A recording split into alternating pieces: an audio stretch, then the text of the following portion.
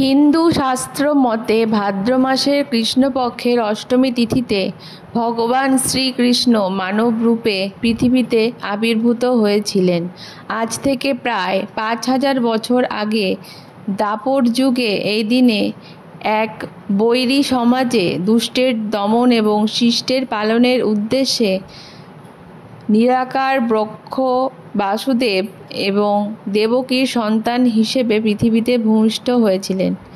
এই দিনটিকে জন্মাষ্টমী হিসেবে পালন করা হয়ে থাকে। শাস্ত্র মতে কেউ একবার শ্রীকৃষ্ণের জন্মাষ্টমী পালন করলে তাকে আর এর জড়জগতের মৃত্যু, জন্ম, ব্যাধি, কষ্ট ভোগ করতে হয় না এবং পুনর্জন্ম গ্রহণের কষ্ট আর সহ্য করতে হয় না।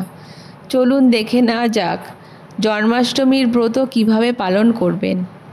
জন্মাষ্টমীর আগের দিন নিরামিষ অন্ন খেয়ে সংযম পালন করতে হবে। রাত 12টার মধ্যে খেয়ে নিলে সবথেকে ভালো হয়। ঘুমানোর আগে অবশ্যই ভালো করে মুখ ধুয়ে ঘুমাতে যাবেন।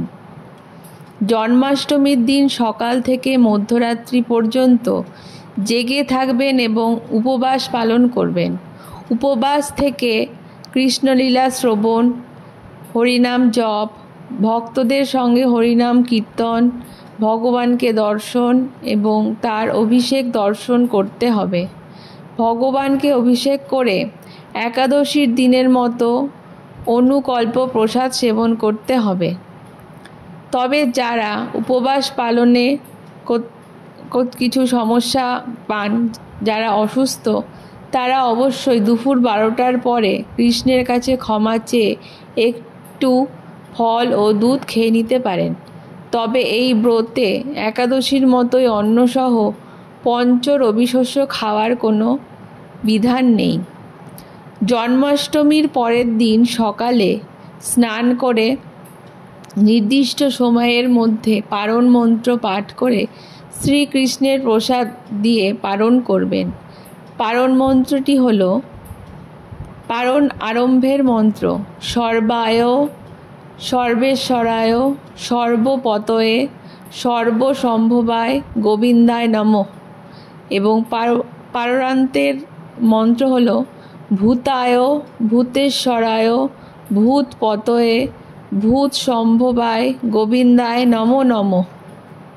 জন্মাষ্টমী ব্রত পালনের উপকরণ হিসেবে আতপ চাল, ফলের নৈবেদ্য, তুলসী পাতা, ফুল, দূর্বা, ধূপ, ধূনা, দীপ, পঞ্চগব্য, পঞ্চগুড়ি, পাট, বালি, পঞ্চবর্ণের গুঁড়ো, মধুপাকের বাটি, আসন অঙ্গুরি সংগ্রহ করতে হবে।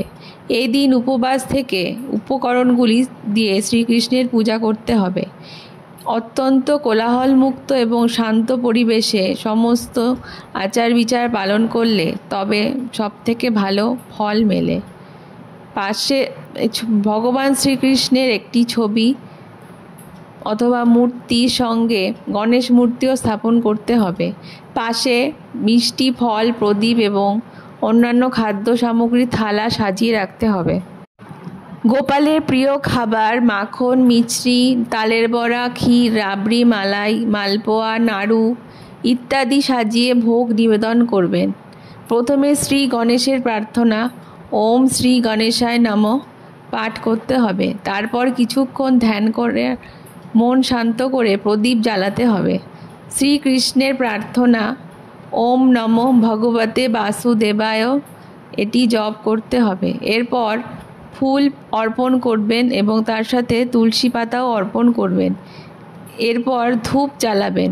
ফুল অর্পণ করার সময় ঘণ্টা বাজাবেন। ওম নমো ভগবতে বাসুদেবায় উচ্চারণ করতে করতে ফল, মিষ্টি ইত্যাদি অর্পণ করবেন। তারপর প্রার্থনা শেষে কিছুটা জল ছিটিয়ে দিতে হবে। ভগবান কৃষ্ণের এই মন্ত্রটি বেশ কয়েকবার উচ্চারণ করে এরপর ফল, মিষ্টি, অন্যান্য খাদ্য প্রসাদ হিসেবে সবাইকে বিতরণ করবেন। পুজোর শেষে ভগবদ্ গীতা পাঠ করে পূজা সম্পন্ন করবেন। ভিডিওটির তথ্যগুলি জেনে আপনার কতটা উপকারে লাগলো তা অবশ্যই কমেন্ট করে জানাবেন। ধন্যবাদ।